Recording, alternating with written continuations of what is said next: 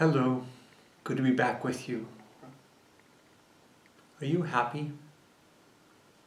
It's a question I wanted to ask as we continue to ponder in this little mini series on my desire to encourage you in this time. Happiness is something we all strive for. And in a time like this, maybe it's hard to be happy because there's so many things going on and so many unknowns. Is it impossible? What is happiness? I want to explore with you 4 levels of happiness. Meaning the 4 different kind of levels where we find happiness on a basic level, but then there's something greater. Each having a greater kind of calling within it and bringing us and leading us to a greater happiness in our life. Because I think it's true. We can have everything kind of perfect, and yet it's hard to actually obtain and grasp happiness. So what is it? Let's look at these four levels, starting with the first level, which is pleasure. Yes, pleasurable things make us happy. Maybe it's eating. We like to eat. There's a happiness that comes from that. It's the first stage of happiness, when we obtain happiness through different pleasures in life. But as we would fill ourselves with these pleasures, we might realize that we're created for more.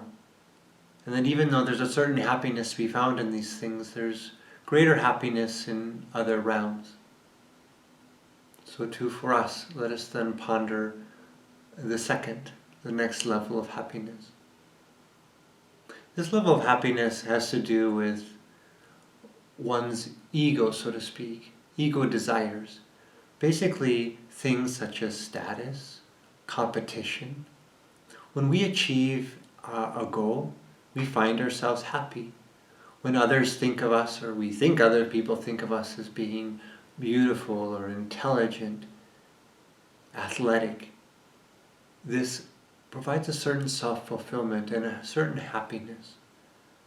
So if you've worked really hard to be at a very high level in your company and other people know it, then you can have a certain happiness in having accomplished this. This is yet another level of happiness that is greater than pleasure. There's a certain happiness that is deeper and richer to somebody who experiences happiness at the second level. But once again, I would argue that there's something more in us, longing for even a greater happiness. And we begin to find this in the third level of happiness, which is being for others. We'll explore that more tomorrow. But for now, I just want you to reflect upon this whole sense of what really makes me happy. And to ponder the sense of can I actually, by thinking about this, by maybe having different virtues in my life, can I achieve greater happiness? If we really want to move from just the happiness of pleasure, there might be some pleasures we need to contain. If eating causes me to not be able to be the athlete I want to be, then to curtail my eating can allow me to become have greater happiness, that virtue of temperance in this case. So let us explore more tomorrow. But for now, for those of you who are staying on, we'll enter into a time of retreat. Hello, welcome to another day on retreat. This is really a blessed opportunity because it's a time to be more attentive to the Lord. So thank you so much for giving of yourself in this way, and I pray and certainly expect that you will be beautifully rewarded in your efforts. Yesterday we spoke about a RRR prayer, just basically that simple sense of acknowledging what's going on and relating it to your Heavenly Father, to Jesus, and then just letting your Heavenly Father, Jesus, just let Him know what He's thinking about it. So I ask you just to keep that in mind and begin practicing. perhaps what you do is each and every day, even after the retreat, you just take a time where you do this every day and you just look back over your day and you say, what was probably the most profound moment in which I was sad, rejected, happy, excited, whatever kind of is something that is significant and you want to relate to God, just do so. You just begin telling Him about it and then receive what He says in return.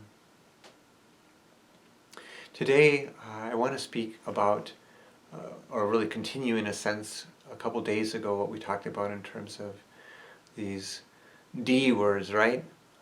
Like the sense of dryness, the sense of distraction, these kind of negative things that sometimes happen in our life. Today I want to speak a little bit more general about what happens in our life. It's because I think it's just valuable, because oftentimes it's this very kind of activity in our life that's negative that actually prevents us from being in a healthy relationship with God and stops us from praying. I want to refer to these as the 4 Ds, okay? The 4 Ds, and it's actually a progression. It starts first of all with disappointment, then it moves to discouragement, to doubt, and finally despair. Okay, so these 4 Ds in this progression, and the reason we're talking about it is because as we can recognize this progression, we can stop it, right? So this progression oftentimes starts with disappointment. Something happens in our life that we didn't want. Our expectations are somehow shattered, or at least bent out of place a bit, and we're disappointed in another person, with ourselves, with whatever. Disappointment isn't that strong of a thing, but it can build. If that just continues to be present, more can come of it. And it can lead into discouragement. Right? So, what might be the case? Your knee might be bothering you, and you're disappointed, like, I wish this, this knee, I was thinking that it was getting better and now it's getting worse. I'm disappointed that it's getting worse.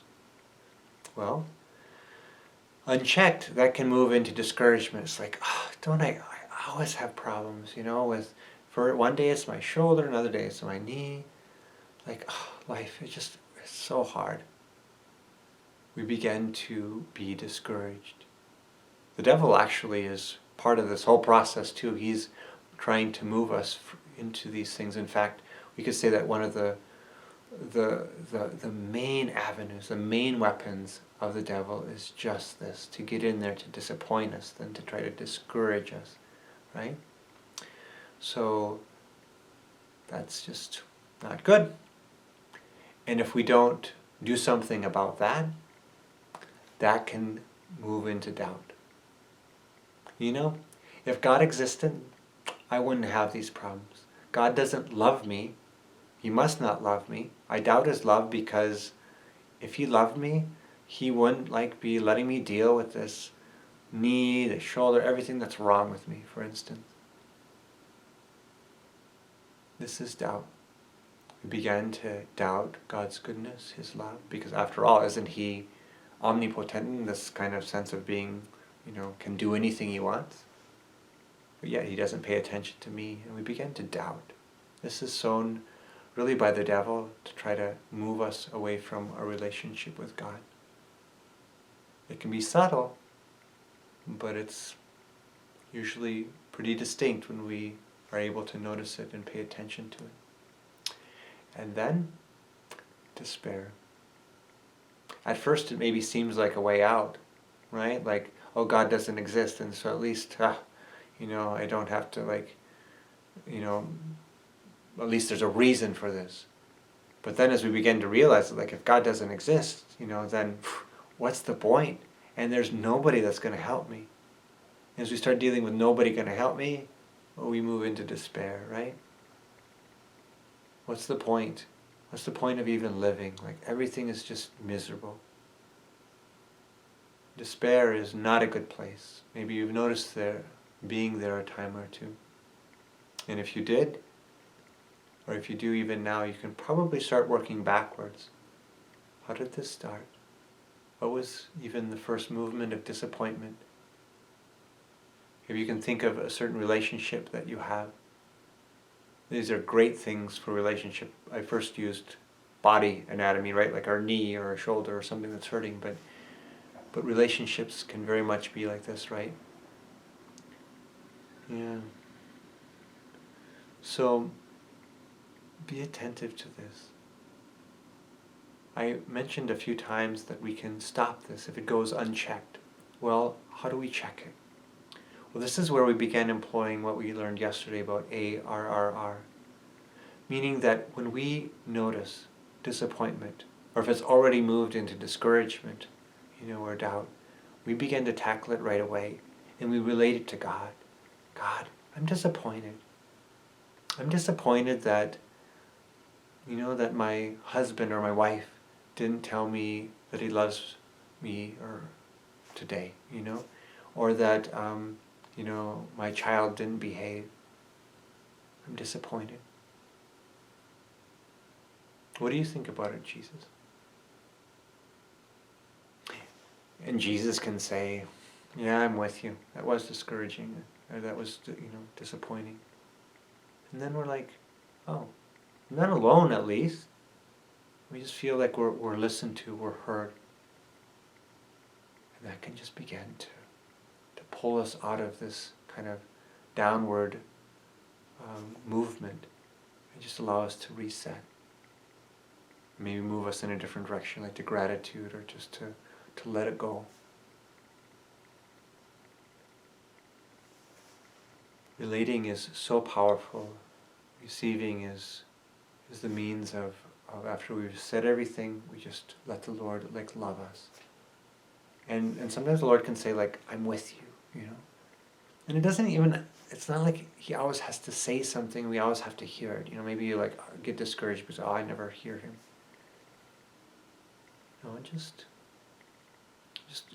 trust and know that even the very process of relating it to him draws our attention to it, allows us to be in relationship with God in this, and oftentimes takes the bite away and prevents this progression from continuing.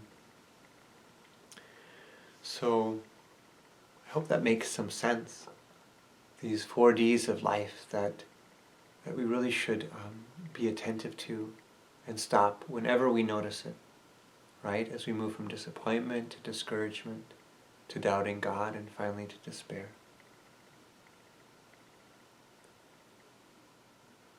Okay, well that's just a little lesson that I wanted to give you today, and also to connect that a bit with what we learned yesterday with this whole habit of relating and receiving. These are some of the tools anyway that just help us, not only in this time of retreat, but in our daily life. So thanks for being present in this time of retreat, and continue to let the Lord do beautiful work within you. Many blessings.